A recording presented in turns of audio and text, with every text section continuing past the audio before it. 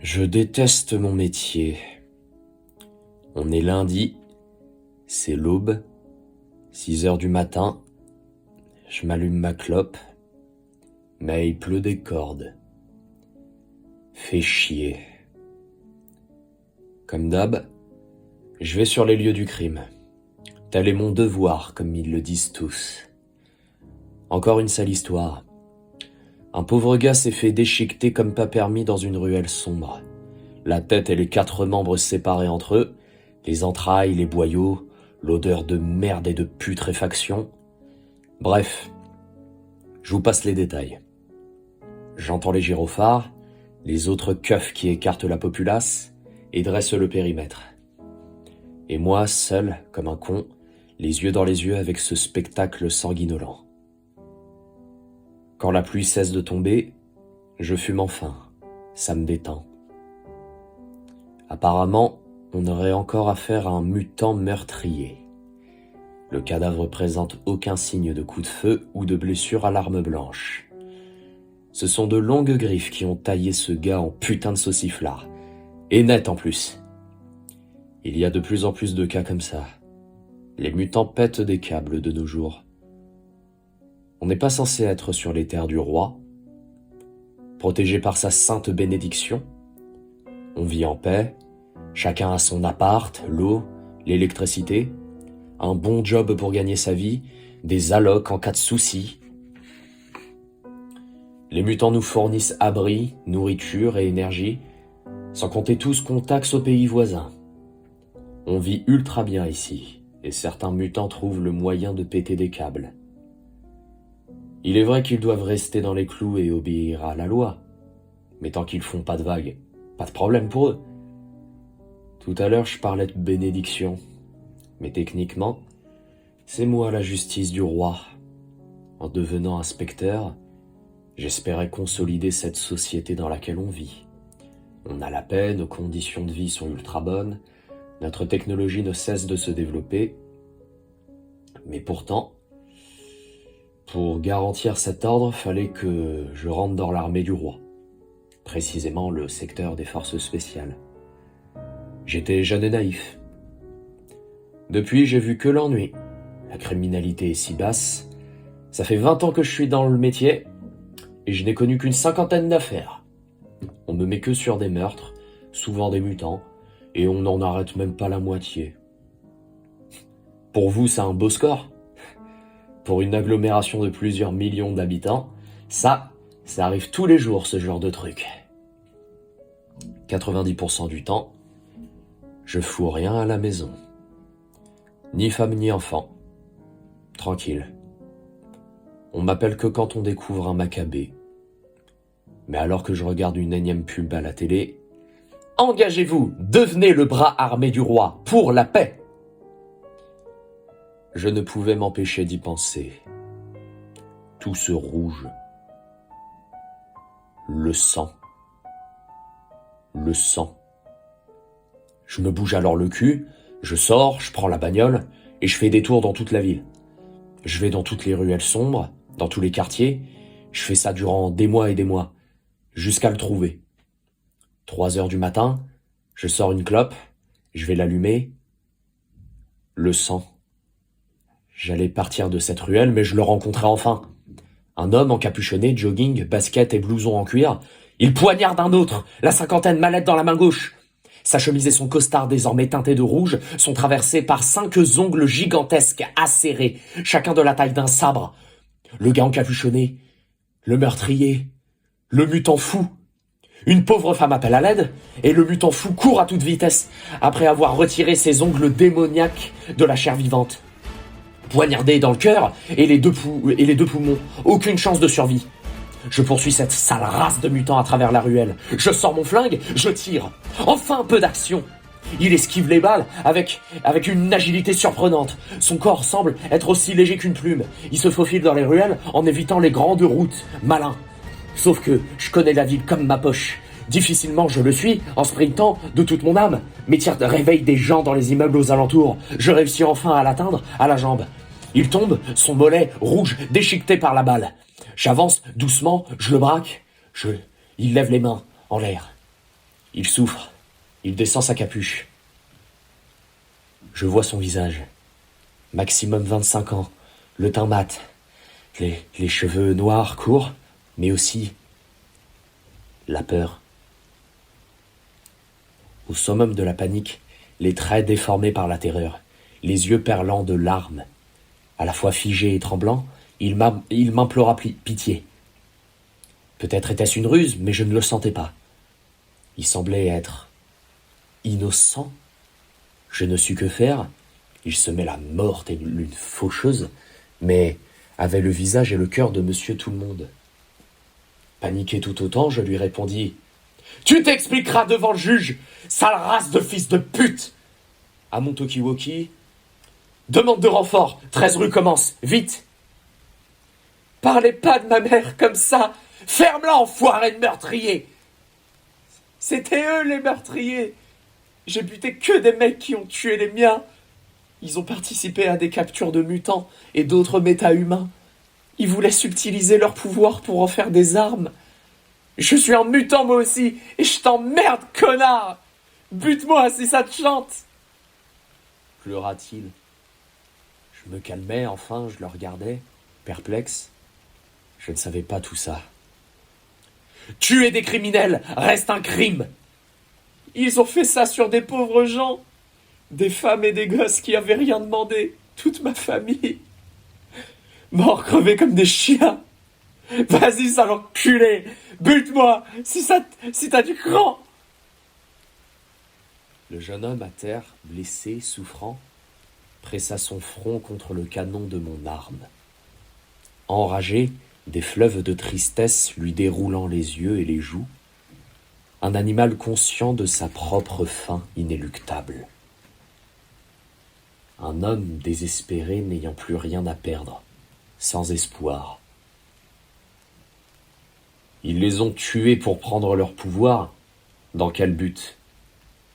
Le jeune homme me répondit « C'est des hommes du roi qui voulaient faire des expériences, trouver un moyen de prendre des pouvoirs pour le donner à un autre. »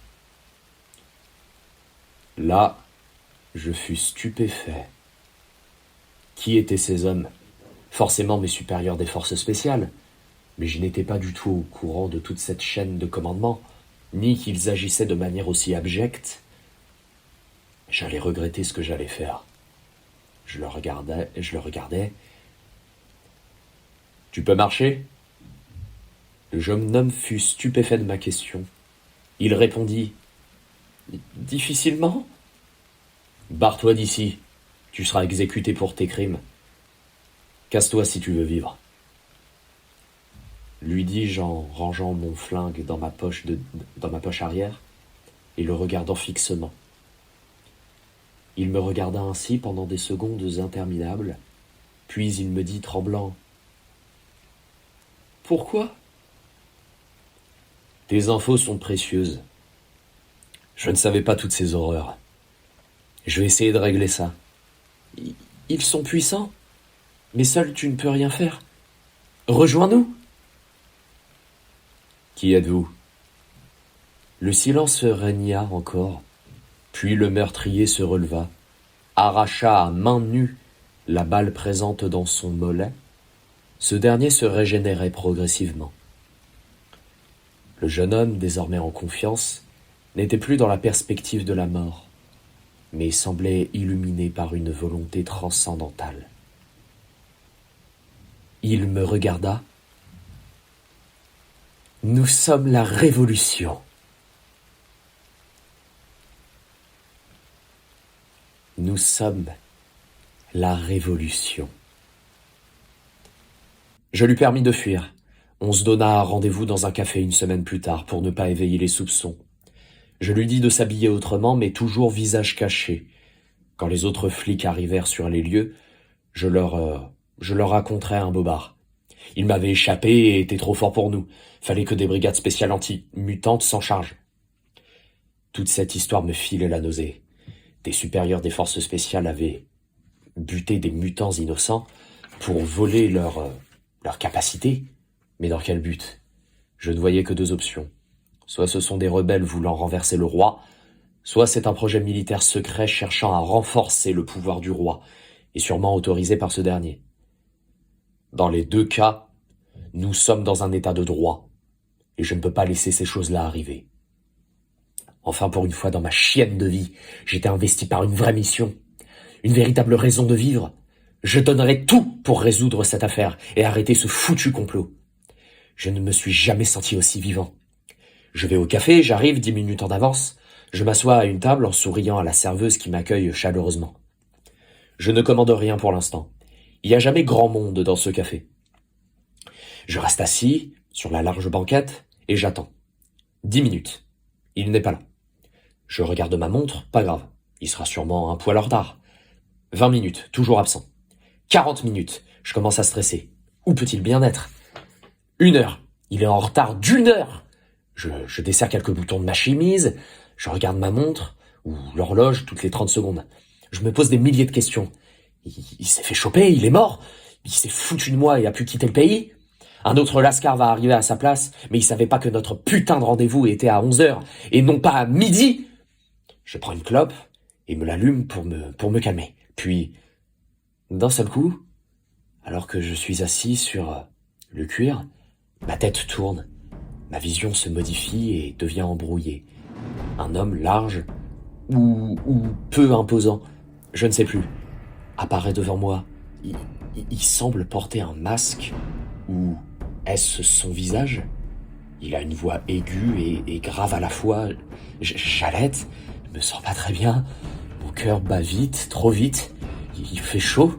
Ma cigarette tombe lentement sur la table. C'est tout ce dont je me souviens.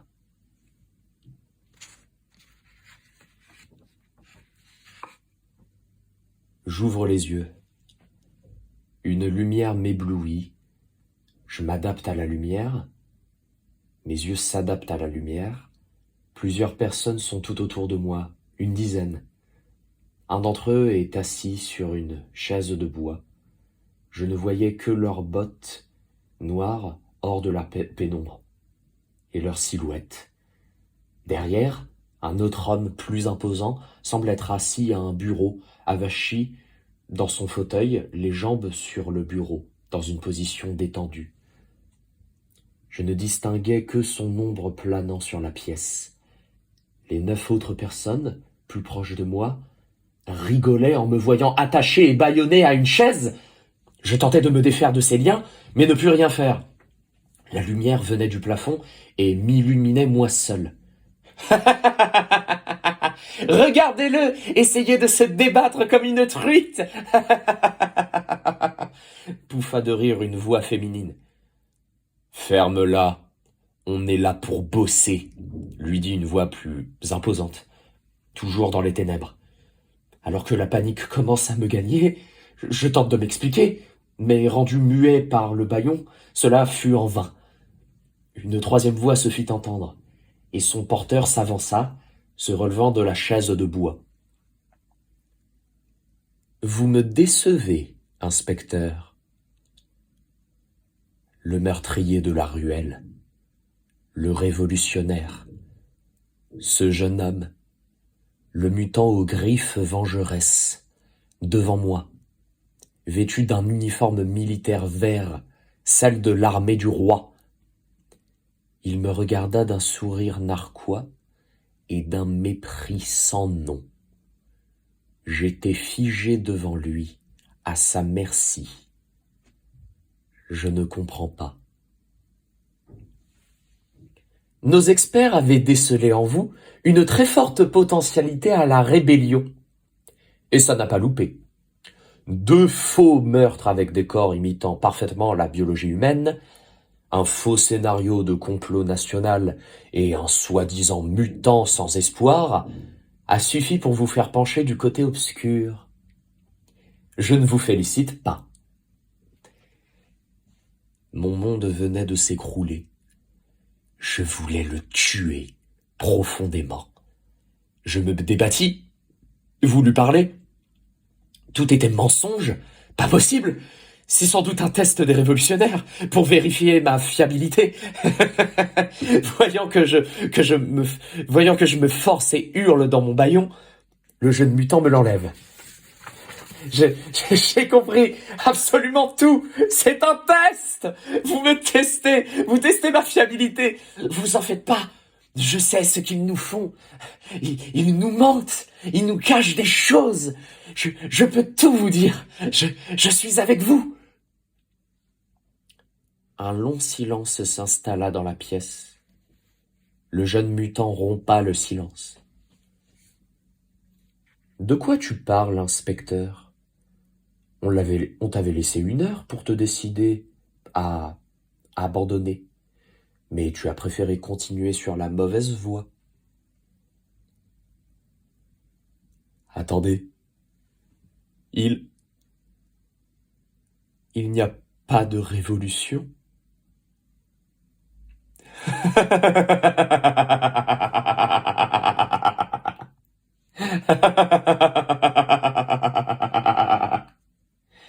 Bien sûr que non. Il se retourna vers l'homme du bureau. Seigneur, puis-je ?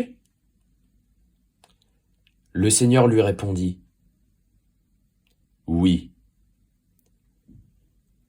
Mes yeux écarquillés, ma mâchoire entr'ouverte, mon teint pâle, je n'eus rien le temps de voir venir.